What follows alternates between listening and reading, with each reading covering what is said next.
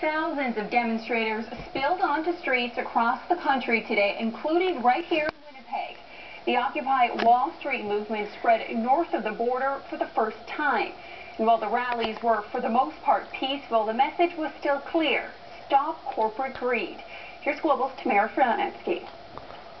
99%! They're fed up with greed and corruption.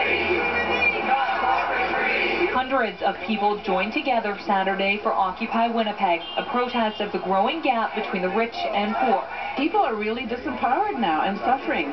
Winnipeg is joining around 1,000 cities, including Toronto, Rome, and London, in what's being called a day of massive global uprising.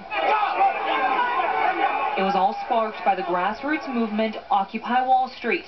Right now, thousands of people are camping out in New York's financial district and have been there since last month.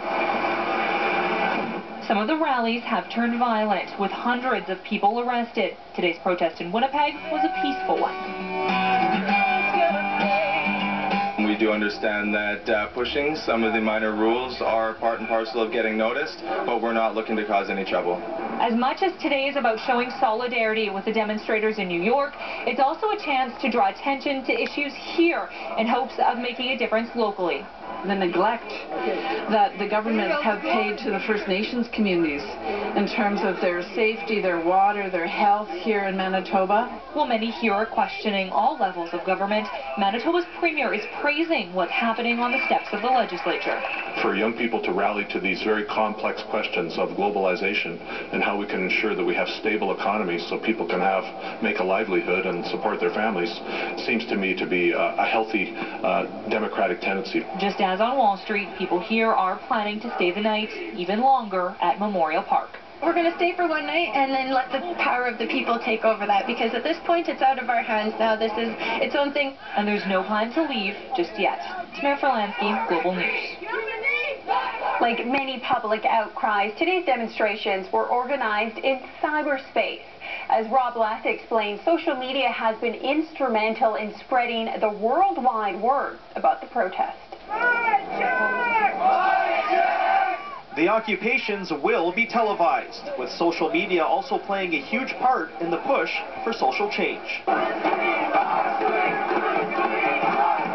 Occupy Wall Street actually began here in Canada with a post in the Vancouver anti-consumerist magazine Adbusters. A further call to movement was published on its website. The response overwhelming.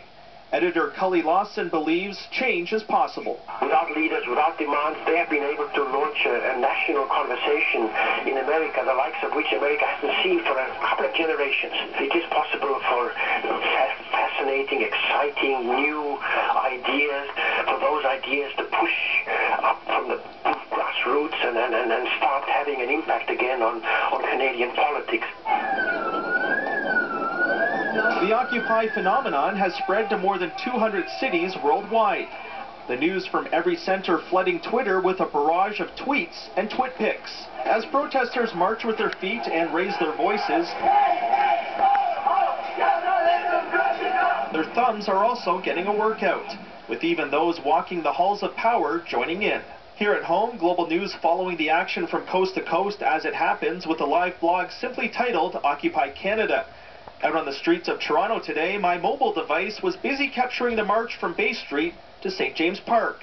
A worldwide phenomenon with every moment captured on the World Wide Web. Rob Leth, Global News.